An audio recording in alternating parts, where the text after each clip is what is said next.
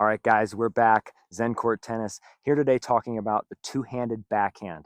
If this is something you're struggling with, I'm going to give you two things that you can implement into your swing very simply, and it's going to help you hit a cleaner, more penetrating ball that you've been looking for. The first thing we want to make sure that is happening is when we're hitting the two-handed backhand, the top hand is doing all the work. Okay? If you're left-handed, that's going to be your right hand, and if you're right-handed, it's going to be your left hand. The bottom hand is just along for the ride. It's like an emotional support animal, okay? The reason this is important is when we're hitting that backhand, we want to make sure that we're driving through to contact.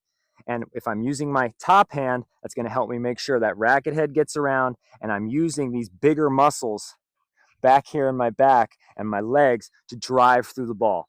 When you're using that bottom hand primarily, what's going to happen is you're going to start dragging through. Now that racket head can't get through and we're going to constantly be late, and then we're going to lack extension because we're having to pull across our body with that bottom hand. So what you can do to practice this, hit a few backhands, just the hand on top to start, then add in this bottom hand, just these two fingers. Keep the bottom three fingers off, hit some strokes, and really start feeling what it's like to use that non-dominant side to hit the ball. The second thing that I want to do when hitting a two-handed backhand is making sure that I'm keeping the racket head up the entire time. See here, my racket head is above my hands, so that way when I go to drive through, the racket head is going to drop naturally when my arm extends through to contact. Now my racket is horizontal and it's going to drive through that ball and up through the body, and I'm going to keep my wrists out of the shot.